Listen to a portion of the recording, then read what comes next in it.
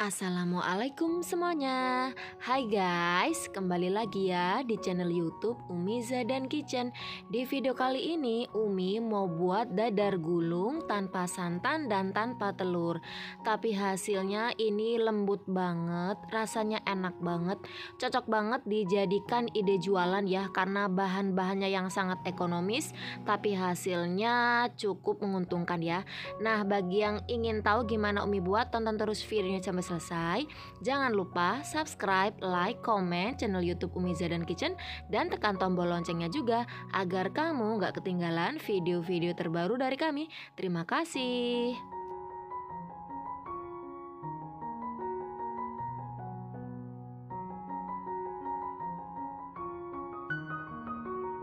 Yang pertama, di sini saya mau buat unti kelapa atau ententen ya.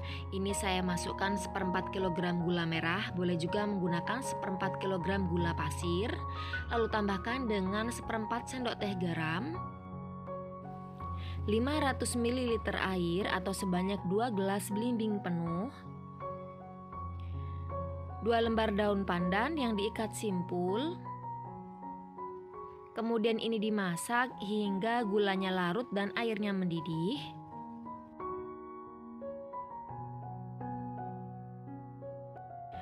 Setelah air mendidih dan gulanya juga sudah larut, lalu masukkan dengan 1 butir kelapa parut. Di sini pakainya jangan kelapa yang terlalu tua ataupun yang terlalu muda ya. Kemudian ini dimasak hingga semua airnya habis menyusut ya.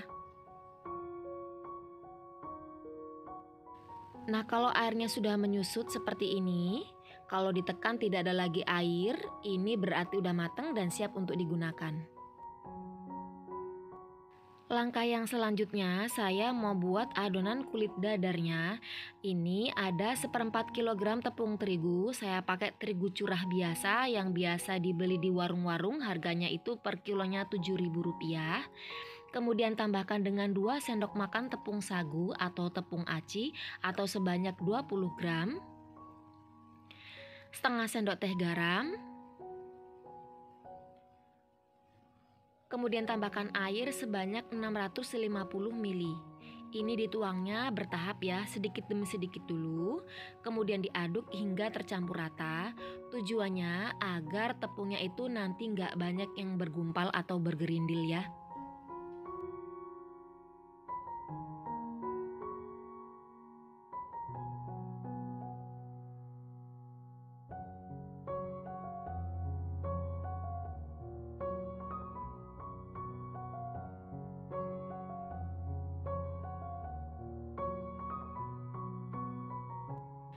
Lalu tambahkan dengan 2 sendok makan minyak goreng atau setara dengan 20 ml. Ini dimasukkan ke dalam adonan. Tujuannya agar nanti ketika kita memanggang kulit dadarnya itu nggak perlu oles-oles minyak goreng lagi di dalam teflon ya. Jadi anti ribet pokoknya.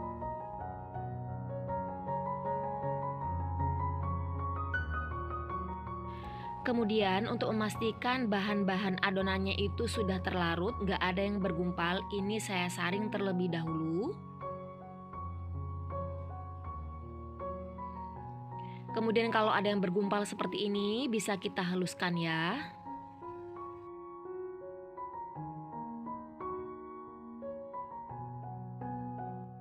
Untuk adonannya di sini saya sudah bagi menjadi 5 bagian, 3 bagian sama besar dan 2 bagian sedikit-sedikit itu. Untuk bagian yang pertama saya beri dengan pewarna-warna kuning. Untuk yang kedua saya pakai merah rose. Dan yang ketiga saya pakai hijau tua. Untuk pewarna yang digunakan itu sesuai selera aja ya. Jadi teman-teman adanya warna apa itu bisa digunakan ya. Aduk-aduk hingga semuanya terlarut tercampur merata.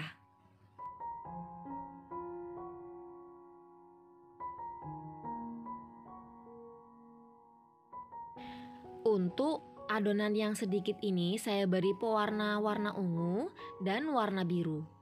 Kemudian aduk hingga keduanya tercampur merata.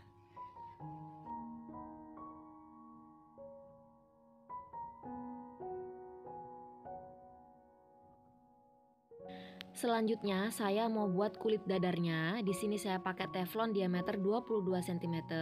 Untuk memastikan teflon sudah panas atau belum, saya percikan menggunakan air ya. Lalu tuang 2 sendok makan adonan yang berwarna ungu. Ini saya buat motif seperti ini. Untuk motifnya sesuai selera aja. Atau kalau mau nggak dibuat motif juga bisa ya. Lalu saya tuang adonan yang warna pink sebanyak 1 centong sup kira-kira 45 ml. Kemudian ratakan ke seluruh pinggiran dari teflon. Kemudian ini tetap dimasak menggunakan api sedang cenderung kecil.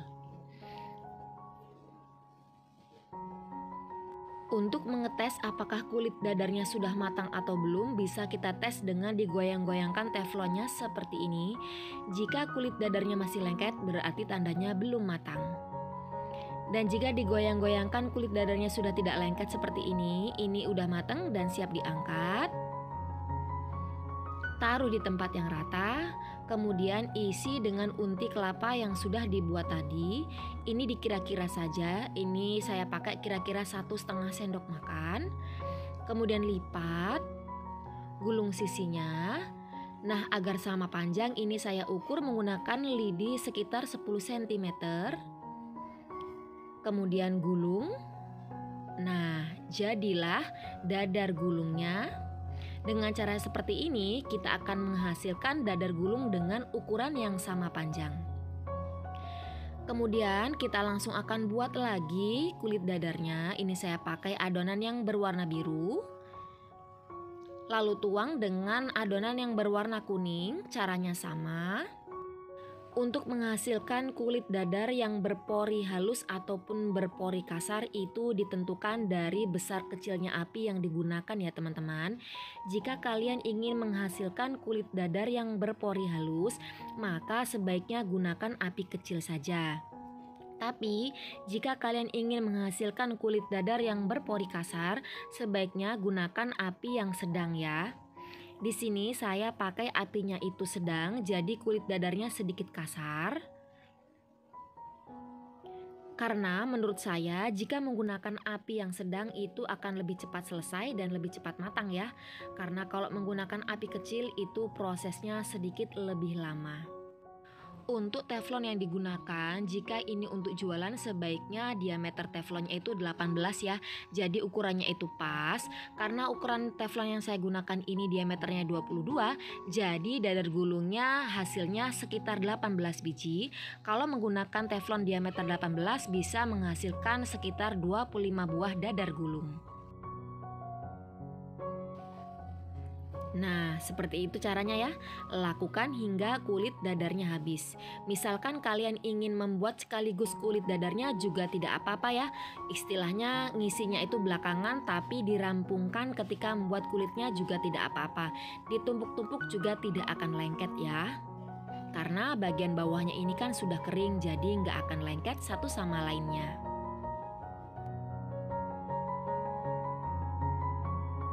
Nah, ini dia dadar gulungnya udah jadi. Tadi hasilnya itu 18 biji ya teman-teman ya. Ini sudah saya potong, tadi nggak ke-record waktu saya motong. Lembut banget. Nah, sampai mulur-mulur gitu karena saking lembutnya walaupun tanpa telur dan tanpa santan. Saya mau cobain dulu ya. Bismillah.